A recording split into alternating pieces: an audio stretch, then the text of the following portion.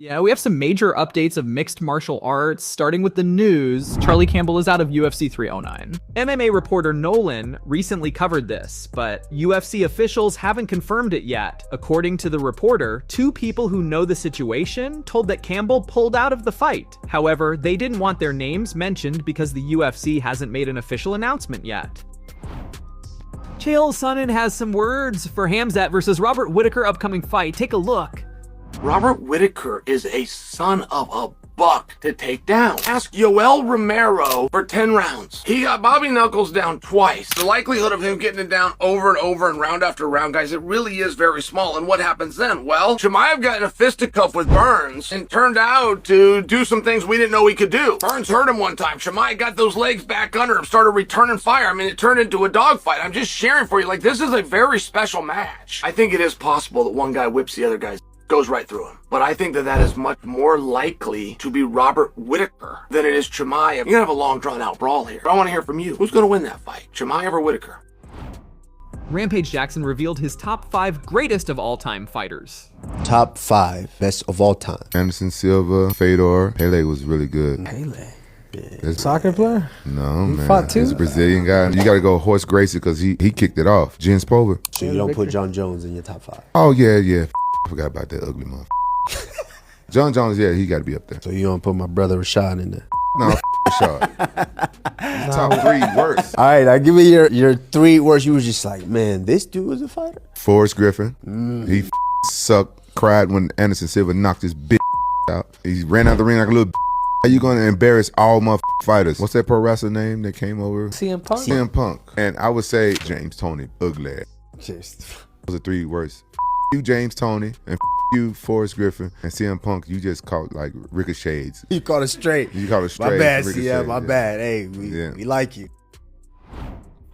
Dana White showed some kindness to a kid who was interviewing him. At an event, young interviewer starts asking MMA questions to Dana, but then a security guy comes up and tells him to leave. Then look what happened.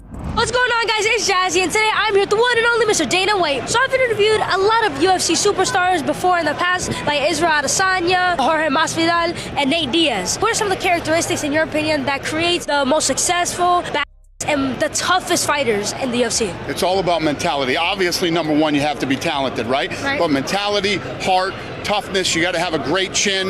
There's a lot of qualities that go in. I say this all the time, fighters are a different breed than most of us. They're special, unique people. They're built differently than everybody else. The 3 guys that you mentioned are definitely unique and different, very street, very tough, and looked at as like gangster type guys. Yeah, true, and that's what, like you said, those are the characteristics needed to become a BMF, so yeah, for sure. You're exactly right. You're absolutely right. So what was... No. Right. I love this. I can't... Keep going. She can't ask me enough questions. I love this. Well, can you please share some words of motivation to everyone watching my show? Yeah. I don't know who this kid is, but she's awesome. She's talented, and it was really nice to meet you. You keep doing what you're doing. I look forward to seeing your future. Thank you so much. Well, everyone, I'm here with the one and only Mr. Dana White, and until next time, jazzing out.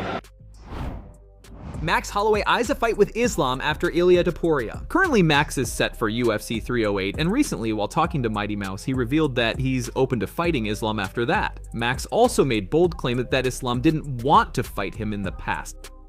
And the things you gotta do great things, Like you said, we had that fight booked with Khabib a while back, and they call Islam Khabib 2.0. So I want all the taste, I want all the smoke, and it'd be an honor to fight that guy and try to edge my name in the history books, But like you said, first things first is Ilia, but if I had my choice, why not? Why not be able to fight Islam? Islam never ever wanted to fight me, even when I was saying I was coming up to 55 after fighting the guy that he was supposed to fight next and stuff. He still was saying, I don't know why I would fight him. But then recently his tone changed where he was like, oh yeah, if I can get past Topuria, it'd be opening to fight me. And I was like, okay. Well, that's all we needed. We just needed the little crack in the door, brother. I'll squeeze my way through the rest. Don't worry about it. You like this? Here I come, boss. Watch out. Watch out for my arms. You get over that thing. Khamzat Chimaev explained how his fight against Alex Pereira would go. In an interview with Michael Bisping before his fight with Robert Whittaker, Khamzat said he's always been up for fighting Alex. He thinks stylistically it would be an easier matchup for him compared to other guys, but he also acknowledged that Alex can knock him down. You know, it's crazy that you mention Alex then, because somebody was talking to me and said, who do you think that is out there that could beat Alex? And I said, you know what? Call me crazy. I said, but Khamzat at 205.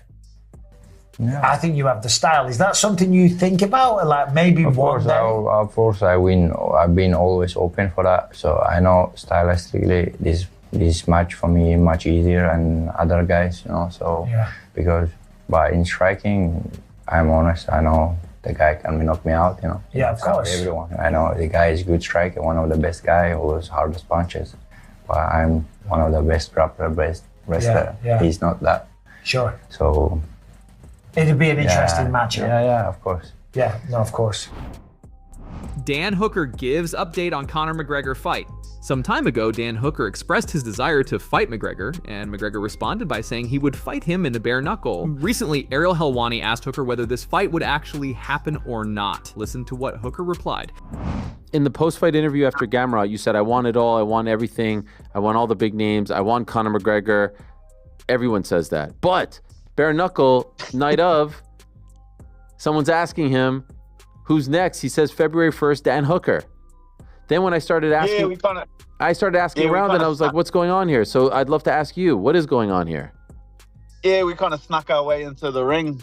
I love it. Snuck past a few security guards and just kind of danced our way into the ring. And next thing we're in the ring, cracking a few forged stouts with the champ, having a few drinks, having a few beers, and having a bit of a chinwag. So, you know, I was hanging out with a lot of his friends and stuff like that week, and we seemed to get on quite well.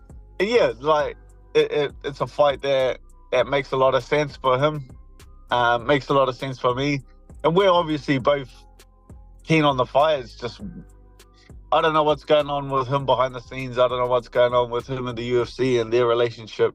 So that's all I can see. And people since that rumor started going around, people were going, oh, like don't wait, don't be another Michael Chandler. Like, that's not the plan. I'm fighting early next year. I told the UFC either January or March, and it'll be someone in the top 5 or Conor McGregor. That'll be who I'll be stepping inside a cage with come January or March next year.